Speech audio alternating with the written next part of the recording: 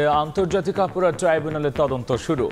সাবেক deputy speaker টুকু, প্রতিমন্ত্রী পলক ও ছাত্রলীগ নেতা সৈকত 10 দিন করে রিমান্ডে।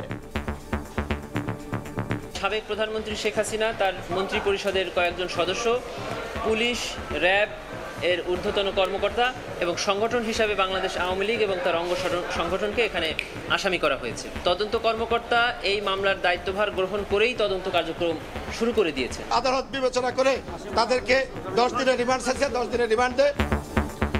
আগামী সপ্তাহে ঢাকা আসছে জাতিসংঘের fact finding committee. Led mission. We have some technical colleagues who are arriving in country next week, and they will do the initial fact finding, but the mandate, the details, how the team will work with the government.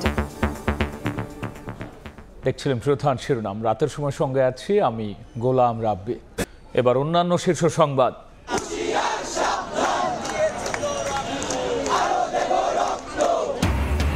4 দফা দাবিতে বৈষম্য বিরোধী ছাত্র আন্দোলনের গণজমায়েত, হত্যার বিচার নিশ্চিতে মাঠে থাকার ঘোষণা। অবস্থান কর্মসূচি নিয়ে মাঠে বিএনপি, ষড়যন্ত্র প্রতিহতের ডাক। বাড়ছে অন্তর্বর্তীকালীন সরকারের পরিধি, নতুন করে উপদেষ্টা হচ্ছেন আরও 4 জন।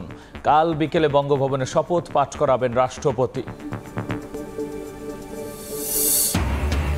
1 মাস পর আগামী রোববার খুলছে দেশের সব শিক্ষা প্রতিষ্ঠান। 11 সেপ্টেম্বর থেকে শুরু, স্থগিত হওয়া এইচএসসি ও সমমানের পরীক্ষা, রুটিন প্রকাশ। অবশেষে ওয়াসার এমডি পদ থেকে সরে দাঁড়ালেন তাকসিম এ খান। দীর্ঘ 1 যুগের মেয়াদকালে দুর্নীতির প্রমাণ পেলেই ব্যবস্থা, জানালেন এলজিআরডি উপদেষ্টা। এবং বাংলাদেশের পরিস্থিতি দ্রুতই স্বাভাবিক হবে। ভারতের স্বাধীনতা দিবসে লালকেল্লার ভাষণে প্রধানমন্ত্রী নরেন্দ্র মোদী। কলকাতার রেড রোডে বিশেষ মার্চ।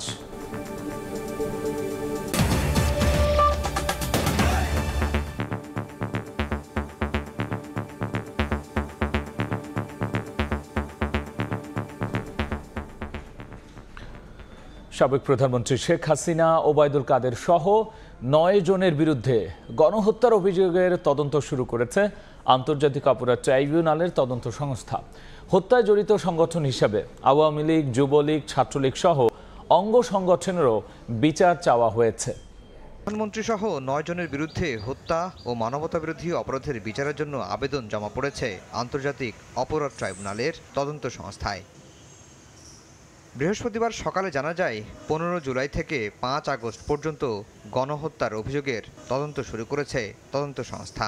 সাবেক প্রধানমন্ত্রী শেখ হাসিনা, তার মন্ত্রী পরিষদের কয়েকজন সদস্য, পুলিশ, র্যাব এর ঊর্ধ্বতন কর্মকর্তা এবং সংগঠন হিসাবে বাংলাদেশ আওয়ামী লীগ এবং তার অঙ্গ সংগঠনকে এখানে আসামি করা হয়েছে। তদন্তকারী কর্মকর্তা এখন চাইলেই আন্তর্জাতিক অপরাধ ট্রাইব্যুনালে এই আসামিদের বিরুদ্ধে গ্রেফতারি পরোয়ানা চেয়ে একটি আবেদন করতে পারেন। এই আইনের 3-1 ধারায় পরিষ্কার করে বলা আছে যে 1973 সালে এই আইন প্রণয়নের পূর্বে এবং পরের সকল অপরাধের বিচার এই আইন দ্বারাই করা সম্ভব এবং এই ট্রাইব্যুনালেই করা সম্ভব। তদন্ত শেষ করে এ নিয়ে প্রতিবেদন দাখিল করবে তদন্ত সংস্থা। এই আইনে সর্বোচ্চ শাস্তি মৃত্যুদণ্ড। আফজাল হোসেন, সময় সংবাদ, ঢাকা। বৈষম্য বিরোধী ছাত্র আন্দোলনে হতাহতের ঘটনা তদন্ত কাজে সহায়তায় ঢাকায় আসছে জাতিসংঘের ফ্যাক্ট ফাইন্ডিং কমিশন। আগামী সপ্তাহেই তাদের কারিগরি টিম বাংলাদেশে আসছে বলে জানিয়েছেন জাতিসংঘের আবাসিক সমন্বয়কারী গোয়েন লুইস। এদিকে পররাষ্ট্র উপদেষ্টা মোহাম্মদ তৌহিদ হোসেন জানিয়েছেন, বিশ্বব্যাপী গ্রহণযোগ্য তদন্তের জন্য জাতিসংঘকে সহযোগিতা করবে সরকার। কোটা সংস্কার আন্দোলনে হতাহতের ঘটনা নিয়ে বুধবার অন্তর্বর্তী সরকারের প্রধান উপদেষ্টা অধ্যাপক ডক্টর মোহাম্মদ ইউনূসের সঙ্গে টেলিফোনে আলাপ করেছেন জাতিসংঘের মানবাধিকার বিষয়ক হাই কমিশনার ফলকার তুর্ক। এ সময় তিনি সংস্থাটির তদন্ত দলের ঢাকা সফরের কথাও জানিয়েছিলেন। বৃহস্পতিবার সকালে পররাষ্ট্র উপদেষ্টা মোহাম্মদ তৌহিদ হোসেনের সঙ্গে সাক্ষাৎ করতে আসেন জাতিসংঘের আবাসিক সমন্বয়কারী গোয়েন লুইস। পরে গোয়েন লুইস জানান, নিজস্ব অধ্যয়নে জাতিসংঘের স্বাধীন তদন্ত কমিশনের সময়সীমা ও কর্মপরিকল্পনা চূড়ান্ত হবে শিগগিরই। এদিকে পররাষ্ট্র উপদেষ্টা বলেন, কোটা সংস্কার আন্দোলনে হতাহতের ঘটনায় বিশ্বব্যাপী গ্রহণযোগ্য, নিরপেক্ষ এবং স্বাধীন তদন্তের জন্য জাতিসংঘকে সহযোগিতা করবে সরকার। Dr. Yunus and the High Commissioner for Human Rights, Volker Turk, had a call yesterday. We have some technical colleagues who are arriving in country next week, and they will do the initial fact finding, but the mandate, the details, how the team will work with the government. চেষ্টা করবো যেন একদম সম্পূর্ণ নিরপেক্ষ একটা তদন্ত হয় এবং তার ভিত্তিতে এবং গ্রহণযোগ্য সমস্ত পৃথিবীর কাছে। আমরা কিন্তু এখন এমন সিচুয়েশনটা এমন যে কোনো কিছু করতে গেলেই তো এক ধরনের ক্রিটিসিজম আসতে পারে, কাজে আমরা চাইবো এটা সম্পূর্ণ নিরপেক্ষভাবেই হোক এবং তাতে আমাদের যা যা সহায়তা করা দরকার সেটা আমরা করব। বৃহস্পতিবার পররাষ্ট্র উপদেষ্টার সঙ্গে সৌজন্য সাক্ষাৎ করেন রাশিয়ার রাষ্ট্রদূত। বৈঠক শেষে জানান, রূপপুর পারমাণবিক প্রকল্প বাস্তবায়নে কিছুটা দেরি হতে পারে, তবে তা আশঙ্কাজনক কিছু নয়। পররাষ্ট্র উপদেষ্টা বলেন, দেশটির উপর পশ্চিমাদের নিষেধাজ্ঞার বিষয়টি মাথায় রেখেই যতদূর সম্ভব দ্বিপাক্ষিক সম্পর্ক এগিয়ে নেবে Dhaka. Chain of command in the Ministry of Science and Technology. Of course, there will be a little bit delays, but it will not be critical. Sanction রেজিমের ভিতর দিয়ে আমরা যেটুকু সহায়তা করতে পারি, যেটুকু ইন্টারাকশন করতে পারি, সেটার ম্যাক্সিমাম আমরা করতে চাই। এদিন জাপানের রাষ্ট্রদূত ইয়াওমা কিমিনোরি মোহাম্মদ তৌহিদ হোসেনের সঙ্গে দেখা করতে আসলে মিয়ানমারের রোহিঙ্গা প্রত্যাবাসনে দেশটির সহযোগিতা চেয়েছে ঢাকা। শাতিলা শারমিন, সময় সংবাদ, ঢাকা। সাবেক ডেপুটি স্পিকার শামসুল হক টুকু, সাবেক ডাক, টেলিযোগাযোগ ও তথ্য প্রযুক্তি প্রতিমন্ত্রী জুনায়েদ আহমেদ পলক এবং ছাত্রলীগের ঢাকা বিশ্ববিদ্যালয় শাখার সাধারণ সম্পাদক তানভীর হাসান সৈকতের 10 দিনের রিমান্ড মঞ্জুর করেছেন আদালত। শুনানিতে আইনজীবীরা বলেছেন, আসামিদের নির্দেশেই গুলি চালিয়ে হত্যা করা হয় আন্দোলনকারীদের। পল্টন থানার হত্যা মামলায় গ্রেফতার সাবেক প্রতিমন্ত্রী জুনায়েদ আহমেদ পলক, সাবেক ডেপুটি স্পিকার শামসুজ্জামান টুকু ও ঢাকা বিশ্ববিদ্যালয় ছাত্রলীগের নেতা তানভীর হাসান সৈকতকে বুধবার বিকেলে প্রিজন ভ্যানে করে ডিবি কার্যালয় থেকে আনা হয় ঢাকার সিএমএম কোর্টে। এ সময় তাদের সর্বোচ্চ শাস্তির দাবিতে আদালত প্রাঙ্গণে স্লোগান দেয় সাধারণ মানুষ ও আইনজীবীরা। আদালতে তুলে 10 দিনের রিমান্ড চেয়ে শুনানি করেন রাষ্ট্রপক্ষের আইনজীবীরা। বলেন, বৈষম্য বিরোধী ছাত্র আন্দোলনে তাদের নির্দেশেই গুলি চালিয়ে হত্যা করা হয় বহু ছাত্র ও সাধারণ মানুষকে। আবেদন মঞ্জুর করেন আদালত। তাদেরকে 10 দিনের পুলিশ রিমান্ড চায়। রিমান্ড চাওয়ার পরে আদালতে প্রসিকিউশন পক্ষে এই রিমান্ড কেন হবে এই যৌক্তিকতা তুলে দেওয়ার পরে আদালত বিবেচনা করে তাদেরকে 10 দিনের রিমান্ড চাইছে, 10 দিনের রিমান্ড দেয়। প্রতিমন্ত্রীর নির্দেশেই ইন্টারনেট বন্ধের পাশাপাশি হত্যাকাণ্ডে উস্কানি দেয়া হয় বলে জানান আইনজীবীরা। সামাজিক যোগাযোগ বন্ধ করে দিয়ে নির্বিচারে ছাত্র জনতাদের উপরে গুলি করে হত্যা করা হয়। সেই হত্যার সঙ্গে এই আসামিগণ সরাসরি এবং প্রত্যক্ষ এবং পরোক্ষভাবে তারা জড়িত। গত 19 জুলাই সন্ধ্যায় পল্টন এলাকায় গোলাগুলির সময় গুলিতে নিহত হন কামাল মিয়া নামে এক রিকশা চালক। এই ঘটনায় পরদিন পল্টন থানায় হত্যা মামলা করে তার স্ত্রী ফাতেমা খাতুন। সাদিকুর রহমান, সময় সংবাদ, ঢাকা। সাবেক প্রধানমন্ত্রী শেখ হাসিনা সহ আন্দোলনকারী হত্যায় জড়িত মন্ত্রী এমপিদের আন্তর্জাতিক অপরাধ ট্রাইব্যুনাল অধীনে বিচারের দাবি জানিয়েছে বৈষম্য বিরোধী ছাত্র আন্দোলন। সহিংসতায় জড়িত থাকায় আওয়ামী লীগ নিষেধের দাবিও করা হয় গণজামায়াত কর্মসূচি থেকে। সমন্বয়করা বলেছেন, প্রতি বিপ্লবের নামে দেশের স্থিতিশীলতা নষ্টের চেষ্টা করলে আওয়ামী লীগকে আরও করুণ পরিণতি ভোগ করতে হবে। বৈষম্য, ফেসিবাদ আর স্বৈরতন্ত্রের বিরুদ্ধে তারুণ্যের অগ্নিঝরা স্লোগানে মুখরিত রাজধানীর শাহবাগ চত্বর। বৃহস্পতিবার সকাল থেকেই রেজিস্ট্যান্স উইকের অংশ হিসেবে বৈষম্য বিরোধী ছাত্র আন্দোলনের ব্যানারে গণজমায়েতে অংশ নেন শিক্ষার্থীরা। সাবেক সরকারের মন্ত্রীসহ ছাত্র হত্যা, গুম, খুন ও অর্থ পাচারে জড়িতদের দৃষ্টান্তমূলক শাস্তি দাবি করেন তারা। আমাদের ভাইদের যারা হত্যা করেছে, সেই সাথে যে সরকার জড়িত এবং তাদের প্রশাসন, তাদেরকে আমরা বিচারের আওতায় আনতে চাই। সমস্ত খুনের দায় একমাত্র আমাদের সাবেক প্রধানমন্ত্রী খুনি হাসিনা, এবং খুনি হাসিনার ফাঁসি চাই আমরা। তার শিকড় এখনো পর্যন্ত আমাদের বাংলাদেশে রয়ে গেছে, আমরা চাই এই শিকড় সহ উপড়ে ফেলতে। বৈষম্য বিরোধী ছাত্র আন্দোলনে সন্ত্রাসী হামলা সহ নানা সহিংসতায় জড়িত থাকায় আওয়ামী লীগকে নিষিদ্ধ করার দাবি ছাত্র জনতার। আওয়ামী লীগকে আমরা কোনো দল হিসাবে দেখতে চাই না, তাদেরকে নিষিদ্ধ করতে হবে। প্রত্যেকটা নাগরিকের ঘাম ঝরানো ট্যাক্সের টাকা যে তারা বিদেশে পাঠিয়েছে, এই প্রত্যেকটা টাকা তাদের হিসাব দিতে হবে। দেশের নির্বাচন নিয়ে ভারতের হস্তক্ষেপে শেখ হাসিনার পুত্র সজীব ওয়াজেদ জয়ের করা মন্তব্যকে সার্বভৌমত্বের বিরুদ্ধে ষড়যন্ত্র ও রাষ্ট্রদ্রোহিতা বলে মন্তব্য করেন সমন্বয়করা। বাংলাদেশের নির্বাচন নিয়ে যখন মানুষের কাছে সেখানে আবেদন না করে মোদির কাছে যেখানে আবেদন করে, সেখানে আমাদের সার্বভৌমত্বটি প্রশ্নবিদ্ধ হয়। সুতরাং আমরা স্পষ্ট করে দিতে চাই, এই যে ইউএসএ তে বসে আপনি দেশের বিষয়ে সিদ্ধান্ত নেওয়ার আপনার কোনো ধরনের অধিকার নাই। 16 বছরে মানুষের উপর যে অত্যাচার করেছে, নির্যাতন করেছে, তার হিসাব দিতে হবে।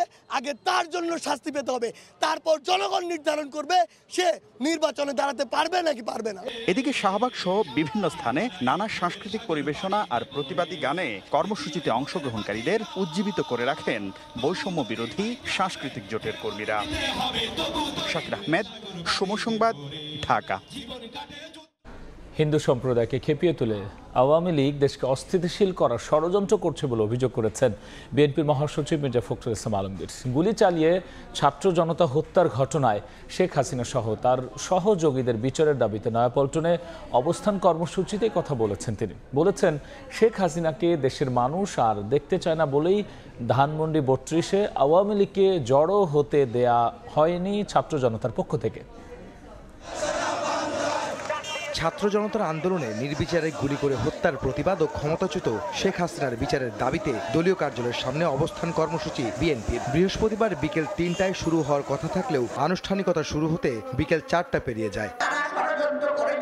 অবস্থান কর্মসূচি জুড়েই দলটির নেতারা বিতাড়িত সরকারের হত্যা, নির্যাতন, লুটপাট আর দুর্নীতির ফিরিস্তি তুলে ধরেন। স্থায়ী কমিটির সদস্য মির্জা আব্বাস দাবি করেন, অর্থ আত্মসাৎকারী এখনো দেশে আছে, তাই তাদের টাকা জব্দ করা গেলে দেশের আর্থিক সংকট অনেকটাই কেটে যাবে।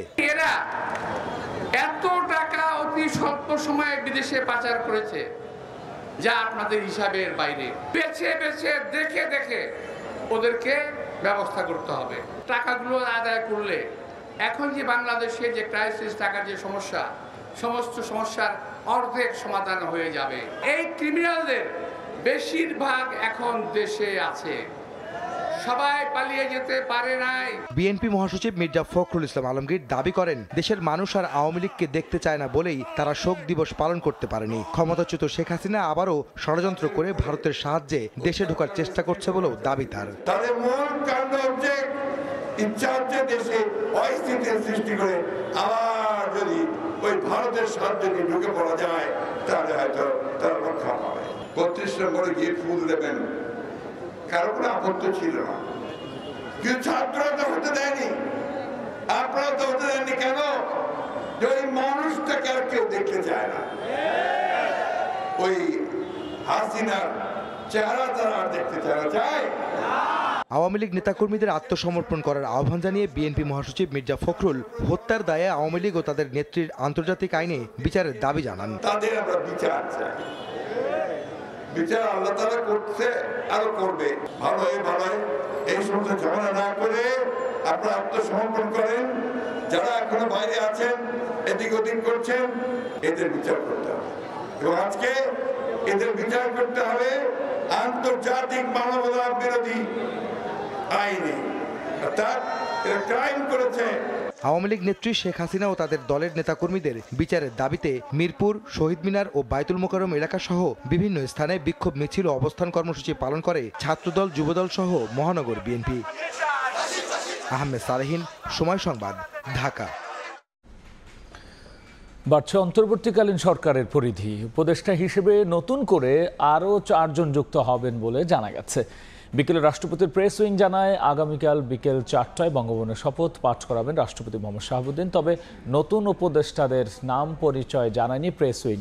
সূত্রের মাধ্যমে পাওয়া তথ্য অনুযায়ী নতুন 4 উপদেষ্টা হতে পারেন ওয়াহিদ উদ্দিন মাহমুদ, আলী ইমাম মজুমদার, অবসরপ্রাপ্ত লেফটেন্যান্ট জেনারেল জাহাঙ্গীর আলম ও ফজলুল কবির খান। এর আগে 3 দফায় শপথ গ্রহণ করেছেন অন্তর্বর্তীকালীন সরকারের 17 জন উপদেষ্টা।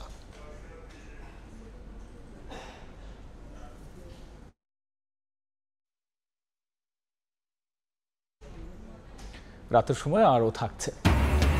দীর্ঘ 27 দিন পর শুরু হলো আন্তনগর ট্রেন চলাচল। যাত্রীদের পদচারণায় মুখর প্ল্যাটফর্ম, পুরো দমে রেল সেবা চালু হয়, চোখে মুখে স্বস্তি। 1 মাস পর আগামী রোববার দেশের সব শিক্ষা প্রতিষ্ঠান খুলে দেওয়ার নির্দেশ দিয়েছে শিক্ষা মন্ত্রণালয়। বৃহস্পতিবার উপসচিব মোসাম্মদ রহিমা আক্তারের সই করা এক বিজ্ঞপ্তিতে তথ্য জানানো হয়। এদিকে 11ই সেপ্টেম্বর থেকে শুরু হচ্ছে স্থগিত হওয়া এইচএসসি ও সমমানের পরীক্ষা। পরীক্ষার রুটিন প্রকাশ করেছে শিক্ষা বোর্ড।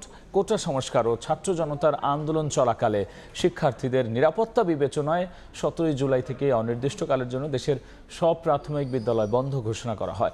পরবর্তীতে এক বিজ্ঞপ্তিতে গত 6 আগস্ট থেকে সব শিক্ষা প্রতিষ্ঠান খোলার কথা জানিয়েছিল আন্তঃবাহিনী জনসংযোগ পরিদপ্তর।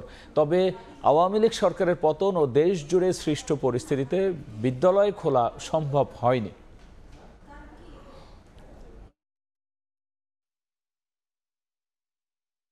অবশেষে ওয়াসার এমডি পদ থেকে সরে দাঁড়ালেন তাকসিমে খান। এদিকে ওয়াসার এমডির দীর্ঘ এক যুগের মেয়াদকালে দুর্নীতির প্রমাণ পেলে ব্যবস্থা নেওয়া হবে বলে জানিয়েছেন স্থানীয় সরকার, পল্লী উন্নয়ন ও সমবায় উপদেষ্টা AF হাসান আরিফ। দুপুরে সচিবালয়ে সাংবাদিকদের সঙ্গে মতবিনিময়কালে তিনি আরও বলেছেন, রাজধানী সহ দেশের যেসব স্থানে সিটি কর্পোরেশন ও পৌরসভার মেয়ররা অনুপস্থিত রয়েছেন সেখানে প্রধান নির্বাহী কর্মকর্তাদের দায়িত্ব দিয়ে জনসেবা অব্যাহত রাখা ও প্রশাসনিক কার্যক্রম চলমান রাখতে নির্দেশনাও দেওয়া হয়েছে। 2009 সালে ঢাকা ওয়াসার ব্যবস্থাপনা পরিচালক পদে নিয়োগ পেয়েছিলেন তাকসিমে খান। এরপর দফায় দফায় বাড়তে থাকে তার মেয়াদ। সবশেষ গত বছরের আগস্টে সপ্তমবারের মতো একই পদে 3 বছরের চুক্তিভিত্তিক নিয়োগ পান তিনি। আর এক যুগেরও বেশি সময় ওয়াসার এমডি হিসেবে দুর্নীতি অনিয়মের এক স্বর্গরাজ্য গড়ে তোলেন তাকসিম। গত 5 আগস্ট আওয়ামী লীগ সরকার পতনের পর থেকে তিনি আর অফিসে আসেননি। বৃহস্পতিবার এক আদেশে তার চুক্তিভিত্তিক নিয়োগ বাতিল করা হয়। দুপুরে সচিবালয়ে এলজিআরডি উপদেষ্টা সাংবাদিকদের বলেন, তার বিরুদ্ধে দুর্নীতির অভিযোগ খতিয়ে দেখে নেওয়া হবে ব্যবস্থা। তাকে ঘিরে যে দুর্নীতির চক্র যেটা হয়েছিল, চক্রেতে যারা সক্রিয় আছে বা যারা লুকিয়ে আছে তাদেরকে কি ব্যবস্থার মধ্যে আনা যায় সেটার ব্যাপারে চিন্তা ভাবনা করা হবে এবং পদক্ষেপ নেওয়া হবে। এদিকে রাজধানী সহ দেশের বিভিন্ন স্থানে সিটি কর্পোরেশন ও পৌরসভার মেয়ররা অনুপস্থিত থাকায় জনসেবা অব্যাহত রাখা ও প্রশাসনিক কার্যক্রম চলমান রাখতে প্রধান নির্বাহী কর্মকর্তাদের দায়িত্ব দেওয়ার কথা জানান উপদেষ্টা। তাদের অনুপস্থিতিতে কার্যকলাপ স্থবির হয়ে আছে, সেটাকে চলমান করার জন্য প্রাথমিকভাবে তো আমরা দায়িত্ব দিয়ে দিয়েছি। মেয়র, চেয়ারম্যান যারা আছেন তাদের কেউ আছেন কেউ নেই, তো সেখানে আমাদের কি সিদ্ধান্ত হবে সেটা তথ্যগুলো পাওয়ার পরে আমরা সিদ্ধান্ত নেব যে সেখানে কিভাবে আমরা এই পরিস্থিতিটা মোকাবিলা করব। ডেঙ্গুর প্রোগ্রাম চলমানই আছে, যেখানে তো ফান্ডের দরকার ছিল, মানে যা যা করণীয় সেগুলো তারা আবার নতুন করে চালু করবে। জন্ম ও মৃত্যু নিবন্ধন কার্যক্রম স্বাভাবিক রাখতেও নির্দেশনা দেওয়ার কথা জানান এলজিআরডি উপদেষ্টা। ইউনিয়ন পর্যায় পর্যন্ত এই জন্ম ডেথ সার্টিফিকেট এবং বার্থ সার্টিফিকেট দেওয়ার ব্যবস্থা হয়েছে। প্রসূন আশিস, সময় সংবাদ, ঢাকা। সাবেক স্বরাষ্ট্রমন্ত্রী আসাদুজ্জামান খান কামাল ও তার 6 সহযোগীর বিরুদ্ধে ঘুষ বাণিজ্যের অভিযোগে অনুসন্ধানে নেমেছে দুদক। অভিযোগ রয়েছে আসাদুজ্জামান খান কামাল ও তার সিন্ডিকেট নিয়োগ বাণিজ্য, বদলি বাণিজ্য করতেন, আর সেই টাকা বস্তায় করে পৌঁছে যেত সাবেক ওই মন্ত্রীর বাসায়। একসময় ছিলেন আওয়ামী লীগ সরকারের সবচেয়ে প্রভাবশালী মন্ত্রীদের একজন। দুর্দণ্ড প্রতাপে নিয়ন্ত্রণ করতেন মাঠ প্রশাসন, গড়ে তোলেন নিয়োগ বাণিজ্য, বদলি বাণিজ্য সহ অপরাধ সিন্ডিকেট। এমন অভিযোগে এবার সাবেক স্বরাষ্ট্রমন্ত্রী আসাদুজ্জামান খান কামালের বিরুদ্ধে অনুসন্ধানে দুর্নীতি দমন কমিশন। বৃহস্পতিবার সংস্থাটির উপপরিচালক জাহাঙ্গীর আলমের নেতৃত্বে আসাদুজ্জামান খান কামালের দুর্নীতি অনুসন্ধানে একটি টিম গঠন করা হয়। অভিযোগে বলা হয়েছে, স্বরাষ্ট্র মন্ত্রণালয়ের সাবেক অতিরিক্ত সচিব ডক্টর হারুনুর রশিদ বিশ্বাসের নেতৃত্বে সিন্ডিকেট গড়ে তোলেন কামাল। এই সিন্ডিকেটের সদস্য ছিলেন যুগ্ম সচিব ধনঞ্জয় কুমার দাস, মন্ত্রীর সহকারী একান্ত সচিব মনির হোসেন, জনসংযোগ কর্মকর্তা শরীফ মাহমুদ অপু, প্রশাসনিক কর্মকর্তা মোল্লা ইব্রাহিম হোসেন।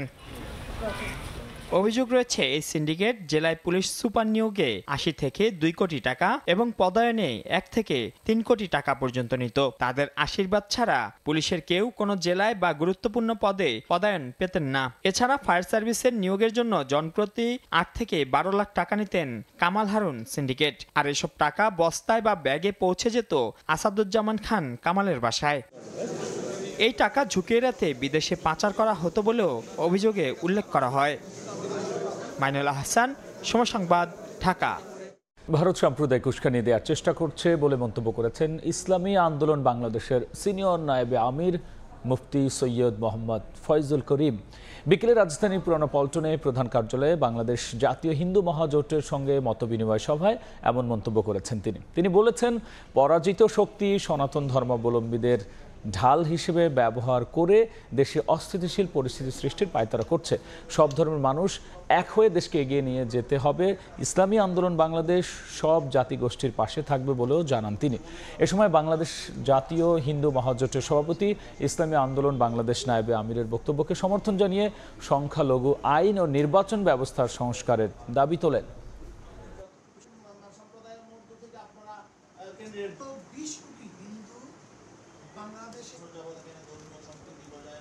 কোনো এক সম্প্রদায়, কোনো এক গোষ্ঠী হিন্দু সম্প্রদায়কে ব্যবহার করে আসলে নিজেদের ক্ষমতাকে স্থায়ী করার একটা পরিকল্পনা সৃষ্টি করেছে। আমরা বাংলাদেশের মানুষ, কে মুসলমান কে হিন্দু আমাদের দেখার বিষয় নয়। আমরা এদেশের নাগরিক, প্রত্যেক মানুষের মর্যাদা প্রদান করতে হবে, মানবিক মর্যাদা। এখানে মুসলমানের মর্যাদা, হিন্দুদের মর্যাদা, খ্রিস্টানের মর্যাদা বলা হয় না, মানবিক মর্যাদা। যে মানুষ তাকে অবশ্যই মর্যাদা দিতে হবে। শোকাবহ 15 আগস্ট আজ 1975 সালের এই দিনে সপরিবারে হত্যা করা হয় বঙ্গবন্ধু শেখ মুজিবুর রহমানকে। দিবসটি উপলক্ষে বিভিন্ন স্থানে সীমিত পরিসরে নানা আয়োজন করা হয়। এদিকে গোপালগঞ্জের টুঙ্গিপাড়ায় বঙ্গবন্ধুর সমাধিতে শ্রদ্ধা জানিয়েছেন আওয়ামী লীগের নেতাকর্মীরা। দিবসটিতে সকালে গোপালগঞ্জের টুঙ্গিপাড়ায় বঙ্গবন্ধুর সমাধিতে আওয়ামী লীগ সভাপতি শেখ হাসিনার পক্ষ থেকে ফুল দিয়ে শ্রদ্ধা জানানো হয়। পরে দলটির সহযোগী সংগঠনগুলোও ফুল দেয়। একই সঙ্গে শহীদদের আত্মার মাগফিরাত কামনায় বিশেষ দোয়া করা হয়। বঙ্গবন্ধুর মৃত্যুবার্ষিকীতে শরীয়তপুরে আওয়ামী লীগ কার্যালয় থেকে একটি শোক র্যালি বের হয়ে শরীয়তপুর ঢাকা মহাসড়ক প্রদক্ষিণ করে জাজিরার টিএনটি মোড়ে গিয়ে শেষ হয়। পরে সেখানে সংক্ষিপ্ত আলোচনা সভা করেন নেতাকর্মীরা। বঙ্গবন্ধু শেখ মুজিবুর রহমানের 49তম মৃত্যুবার্ষিকী উপলক্ষে খুলনা জেলা আওয়ামী লীগ কার্যালয়ের সামনের সড়কে শোক র্যালি বের করে দলটির নেতাকর্মীরা। নারায়ণগঞ্জ জেলা আওয়ামী লীগ কার্যালয়ে দলীয় নেতাকর্মীদের সঙ্গে নিয়ে বঙ্গবন্ধুর প্রতিকৃতিতে ফুল দিয়ে শ্রদ্ধা জানান সিটি কর্পোরেশনের মেয়র ডাক্তার সেলিনা হায়াত আইভী। পরে শহীদদের প্রতি গভীর শোক ও শ্রদ্ধা জানাতে 1 মিনিট নীরবতা পালন করা হয়। এছাড়া সুনামগঞ্জ মুক্তিযোদ্ধা সংসদে শেখ মুজিবুর রহমানের মুরালে ফুল দিয়ে শ্রদ্ধা জানান আওয়ামী লীগের নেতাকর্মীরা। এত বছর 15 আগস্ট জাতীয় শোক দিবস হিসেবে পালন ও সাধারণ ছুটি চলে আসলেও গত 13 আগস্ট অন্তর্বর্তীকালীন সরকার তা বাতিল করে দেয়। সর্দার মোহাম্মদ আরিফ, সময় সংবাদ। 27 দিন বন্ধ থাকার পর আজ থেকে চালু হলো আন্তনগর ট্রেন চলাচল। আর এর মধ্য দিয়ে পুরোপুরি চালু হলো রেল সেবা। সকল পরিষেবা চালু হওয়ায় চিরচেনা রূপে ফিরেছে কমলাপুর রেল স্টেশন। ট্রেন সেবা স্বাভাবিক হওয়ায় স্বস্তিতে যাত্রীরাও। আন্দোলনে ক্ষতিগ্রস্ত হওয়ায় এখনও চালু হয়নি আন্তনগর বুড়িমারি, সিরাজগঞ্জ, জামালপুর ও পারাবত এক্সপ্রেস। আগের সেই চিরচেনা রূপে ফিরতে শুরু করেছে রেল অঙ্গন। প্রায় 1 মাস আন্তনগর ট্রেন চলাচল বন্ধ থাকায় বৃহস্পতিবার সকাল থেকে যাত্রীদের ভিড় ছিল চোখে পড়ার মতো। এদিন সকাল থেকে নিয়ম মেনে সব কটি ট্রেনই ছেড়ে গেছে কমলাপুর রেল স্টেশন থেকে। সকাল থেকে মেইল, কমিউটার ও লোকাল ট্রেন চলাচল শুরু হলেও আন্তনগর ট্রেনের চাকা ঘুরে দুপুর থেকে। দীর্ঘদিন পর ট্রেন সেবা চালু হওয়ায় উচ্ছ্বসিত যাত্রীরা। এতদিন চলাফেরা করতে ঢাকার দিকে আসতে পারিনি, এখন অনেক সুবিধা। ট্রেনে যে বসছে 1 ঘন্টা লাগে টঙ্গী থেকে আসতে। ট্রেন চালু হয় আমরা এখন খুশি, কারণ হচ্ছে আমাদের যে চলাচলের যে কষ্টটা ছিল সেটা এখন কমে যাবে। বাস 400 টাকার বা 800 টাকা নিত, এখন আর সেই সুবিধা আর বাসগুলোরা পাবে না। এখন ট্রেন চলাতে অনেক সহজলভ্য হয়েছে। সাম্প্রতিক আন্দোলনে ক্ষতিগ্রস্ত হওয়ায় বন্ধ রয়েছে আন্তনগর বুড়িমারি, সিরাজগঞ্জ, জামালপুর ও পারাবত এক্সপ্রেস ট্রেনের চলাচল। তবে অচিরেই এসব ট্রেন লাইনে ফিরবে বলে জানিয়েছে রেল। নতুন পরিকল্পনায় যাত্রী সেবা বাড়িয়ে ঘুরে দাঁড়াবে রেল, এমন প্রত্যাশা যাত্রীদের। অনলাইনে সুন্দর মতো টিকিট পাওয়া যায়, এই নতুন সরকারের কাছে আমাদের এটাই আহ্বান। অতীতে যে দুর্নীতি হয়েছে, অন্তত রেল খাতটা যাতে একদম নিট অ্যান্ড ক্লিন রাখতে পারে। বাংলাদেশে যেহেতু সব জায়গায় সংস্কার চলতেছে, আমরাও চাই যে রেলের যেন সুন্দর সংস্কার হয়। 27 দিনে শুধু যাত্রী পরিবহনে 100 কোটি টাকারও বেশি লোকসান হয়েছে জানিয়ে কমলাপুর রেল স্টেশনের ম্যানেজার বলেন, বৃহস্পতিবার 38 জোড়া ট্রেন দিয়ে ঢাকা থেকে শুরু হয় আন্তনগর ট্রেনের চলাচল। রেলওয়ে নিরাপত্তা বাহিনী রয়েছে এবং জিআরপি সদস্যগণ রয়েছে, তাদের সাথে মিলেমিশে তারা পরামর্শ করে আমাদের এই নিরাপত্তা ব্যবস্থাটা জোরদার করেছেন। সবাই নতুন এবং দৃঢ় প্রত্যয় নিয়ে নতুনভাবে আবার তাদের কর্মকাজ শুরু করবেন। যাত্রী কল্যাণমূলক রেল সবাই উপহার পাবেন। তবে ভারতের সিদ্ধান্তে এখনও বন্ধ রয়েছে বাংলাদেশ ভারতের মধ্যে চলাচল করে 3টি আন্তদেশীয় ট্রেন। নাজমুস সালেহী, সময় সংবাদ, ঢাকা।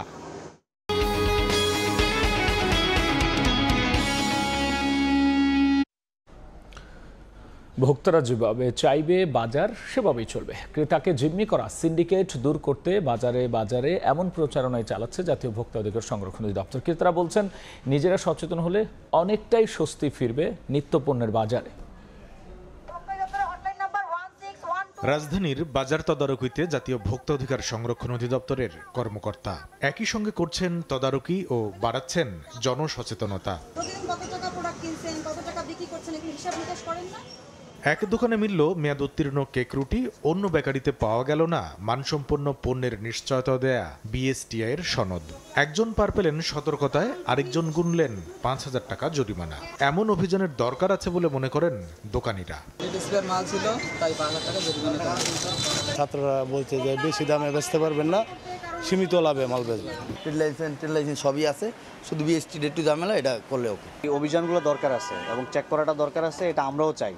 এবং আমরা চাই হচ্ছে ধরেন একেবারে গায়ে যেন মূল্য থাকে এবং একেবারে রেডি করে প্যাকেট করে সেল করতে, কারণ আমরাও ঝামেলায় যাইতে চাই না। পণ্য নিয়ন্ত্রণে ও সিন্ডিকেট নামের অদৃশ্য শক্তির হাত থেকে বাজারকে মুক্ত করতে সচেতনতার বিকল্প নাই। ভোক্তারাই জানালেন এমন উপলব্ধির কথা। আমার দিক থেকে পরিবর্তন হইলাম, কিন্তু অন্য দিক থেকে অন্যরা পরিবর্তন হবে না, তাহলে তো পরিবর্তন হবে না। আসলে সবাই চাচ্ছে স্বস্তি ফিরে আসুক সব জায়গাতেই, এভরিথিং এভরি হিয়ার, সব জায়গায় সবখানে। অভিযানে আসা ভোক্তার কর্মকর্তা জানালেন, যেভাবে ভোক্তারা চাইবেন বাজার চলবে সেভাবে। সিন্ডিকেটটা আসলে ব্যবসায়ীদের হওয়ার কথা না, সিন্ডিকেটটা হওয়ার কথা ভোক্তাদের। আপনাদের টাকায় কিন্তু ব্যবসা চলে, ব্যবসায়ীদের ব্যবসা চলে। সুতরাং ভোক্তারা কখনোই দুর্বল না, কনজিউমাররা চুজ করবে মার্কেটে কি প্রোডাক্ট চলবে কি চলবে না। জানিয়ে গেলেন, বিক্রেতারা আধিপত্য বিস্তার করলেই যেন জানানো হয় ভোক্তার দপ্তরে অথবা বৈষম্য বিরোধী শিক্ষার্থীদের কাছে। আপনারা হয়তো ওভাবে ভাবেন না, কিন্তু ভাবতে হবে। কামরুল হাসান সবুজ, সময় সংবাদ, ঢাকা। দেখছেন রাতের সময়। বাংলাদেশের পরিস্থিতি দ্রুতই স্বাভাবিক হয়ে আসবে বলে আশা প্রকাশ করেছেন ভারতের প্রধানমন্ত্রী নরেন্দ্র মোদী। দেশটির ৭৮তম স্বাধীনতা দিবসে লালকেল্লায় দেওয়া ভাষণে এমন মন্তব্য করেছেন মোদী। এদিকে কলকাতার ঐতিহাসিক রেড রোডে বিশেষ মার্চ পাস্ট প্রদর্শন দেখেন মুখ্যমন্ত্রী মমতা বন্দ্যোপাধ্যায়। ভারত থেকে সুব্রত আচার্য জানাচ্ছেন বিস্তারিত। নানা বৈচিত্র্যে ঠাসা ১৪০ কোটি মানুষের দেশ ভারত। বৃহস্পতিবার যথাযোগ্য রাষ্ট্রীয় মর্যাদায় পালিত হয় দেশটির ৭৮তম স্বাধীনতা দিবস। সরকারি ও বেসরকারি পর্যায়ে নানা আয়োজনের মধ্যে প্রধান আয়োজন ছিল দিল্লির লালকেল্লার। বৈশ্বিক জটিল পরিস্থিতির মুখে স্বাভাবিকভাবেই এই আয়োজনে সবার নজর ছিল বিশ্বের অন্যতম বৃহত্তম গণতান্ত্রিক দেশটির প্রধানমন্ত্রীর ভাষণের দিকে। প্রধানমন্ত্রী হিসেবে টানা ১১তম ভাষণে মোদী যেমন বলেন নিজের দেশের সংস্কারের কথা, তেমনি কথা বলেন প্রতিবেশী দেশগুলোর বর্তমান পরিস্থিতি নিয়ে। बांग्लादेश में जो कुछ भी हुआ है उसको लेकर पड़ोसी देश के नाते चिंता होना, मैं इसको समझ सकता हूं। मैं आशा करता हूं कि वहां पर हालात जल्द ही सामान्य होंगे। এছাড়া সম্প্রতি কলকাতার একজন নারী চিকিৎসককে ধর্ষণ ও খুনের ঘটনা যখন গোটা দেশে নারী সুরক্ষার প্রতিবাদে উত্তাল, নরেন্দ্র মোদীও দেশবাসীর সুরে সুর মেলান, বলেন নারী সুরক্ষার কথাও। ऐसे कानूनों को आधुनिक समाज में कोई स्थान नहीं हो सकता है। রাষ্ট্রীয় আয়োজন ছিল কলকাতার ঐতিহাসিক রেড রোডেও। বুধবার রাতে যে রাজ্যের নারীরা রাত দখল শিরোনামে নারী সুরক্ষার দাবিতে পথে নেমেছিলেন, সেই রাজ্যের নারী সুরক্ষায় নারী পুলিশের বিশেষ বাহিনীর মার্চ পাস্ট প্রদর্শন দেখেন মুখ্যমন্ত্রী মমতা বন্দ্যোপাধ্যায়। ১৯৪৭ সালের ১৫ই আগস্ট স্বাধীন হয় বিশ্বের বৃহত্তম গণতান্ত্রিক দেশ ভারত। সুব্রত আচার্য, সময় সংবাদ, ভারত।